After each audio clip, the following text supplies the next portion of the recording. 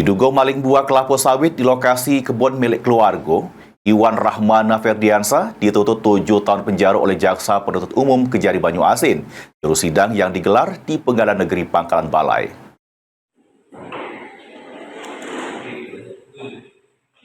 Pas ditangkap pada tanggal 5 Februari 2024 liwat, Maini Iwan Rahmana Ferdiansyah warga Sungai Gerong, Banyuasin 1, jalani proses persidangan di Pengadilan Negeri Pangkalan Balai. Iwan Rahmana Ferdiansyah ditangkap lantaran sudah maling buah kelapa sawit. Lamonyo proses persidangan terdakwa Iwan Rahmana Ferdiansyah dituntut Jaksa Penuntut Umum selama 7 tahun penjara. Atas tuntutan jaksa tersebut, Reki Agustiawan, kuasa hukum terdakwa, ngaku keberatan dengan tuntutan yang dibacoke oleh Jaksa Penuntut Umum. Sanksi yang dikasih sama terdakwa Iwan nurutnya sudah di luar nalar. Sehingga juru sidang lanjutan, kuasa hukum terdakwa bakal melakukan pembelaan terhadap kliennya.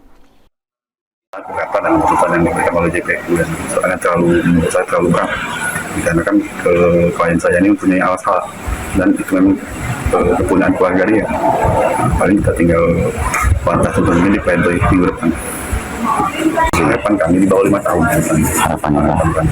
Saya JPU pendapat lain, ya, kami tidak sependapat, jelas tidak sependapat dan terlalu berat. Tahun karena klien kami itu mempunyai alasan yang ada. Alasan yang dimiliki oleh klien kita apa saja? Surat penolakan, banyak surat tidak bisa disebutkan kalau memang bisa kita temukan. Dan sudah kita sampaikan juga di persidangan kemarin sebagai bukti kita kan untuk surat-surat yang kita punya. Sebagai kuasa hukum terdakwa, Iwan Rahmana Ferdiansyah, Reki Agustiawan berharap tuntutan Jaksa Penuntut Umum pacak dipertimbang ke Majelis Hakim, sehingga minta putusan yang seringan-ringannya. Ridho Ilahi, PAL TV.